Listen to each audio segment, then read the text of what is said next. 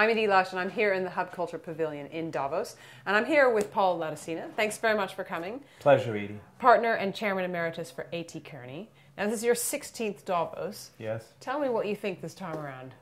Well, I think that the theme that often emerges from Davos hasn't yet quite emerged. We're not yet at the end point of the meeting.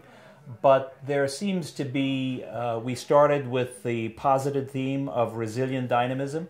What does it take to really be resilient in a world of continuous disruptive change? And I think we're coming at it from a lot of different ways, but I don't think a clear sense of how one does that has yet emerged. So I know you've got a new book out, Beating the Global Odds, and I just wonder if anything that you've heard at Davos sort of resonates with some of the themes that you talk about in your book. Yeah, I think so. I think Davos and the World Economic Forum has been focused very much on zooming out, getting a big picture of the strategic environment for business and for government. And in my book, I talk about how we need to have a much broader view of the dynamics in which global developments emerge. Secondly, I talk about how the world got stuck on wealth creation rather than value creation, and wealth should follow the creation of value, good products, good services, and somehow over the course of the last decade we lost sight of the primacy of value creation. And what we're talking about here in Davos, and I think what Klaus Schwab and the World Economic Forum has focused on, is very much value creation. And thirdly, I think we're often constrained in our decision-making by being forced by economic and political cycles to thinking short-term and intra-border, and we need to be thinking medium to long-term and cross-border, and Davos is all about medium to long-term vision and cross-border thinking. So I think those three insights that I talk about in the book are very consistent with the mission of the World Economic Forum. Tell me a little bit about that third one, thinking cross-border and slightly longer term. Yeah. I wonder if climate change is the obvious one that pops to Sure. mind. There's a ton of them. Internet security. There's a lot of the themes. Which one have you been thinking about? Well, I talk about in the book multiple transformations, inflection points that are converging at the same time.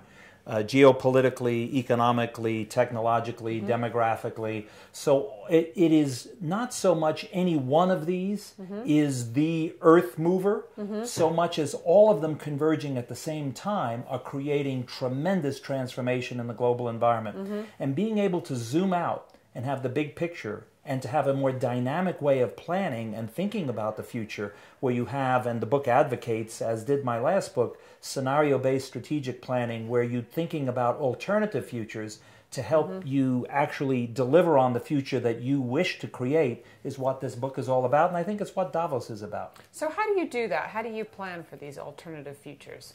Well, I think the future is what you create. It's not that there is some sort of determined future that you have to discover. I think there are a series of dynamics, and how you manage those dynamics to your advantage will help determine what future evolves for you. You have to be alert, you have to have peripheral vision to understand the forces that will shape the environment in which the future that you try and actualize emerges, but you are in control of your destiny and your future, and so the process of trying to look out over the horizon to understand the dynamics helps you deliver the future that works for you. Any good examples of somebody that's doing that, or a company that's doing that, or a country? Well, I think there are a number of companies that are using much more dynamic planning processes and are looking broadly.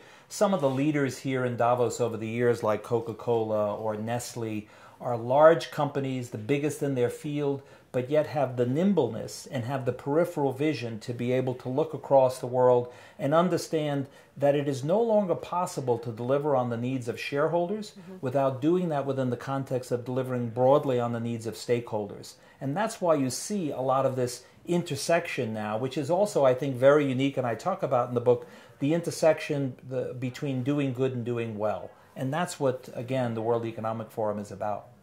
Paul, thanks so much for stopping by the Hub Culture Pavilion here in Davos, and I'm Edie Lash.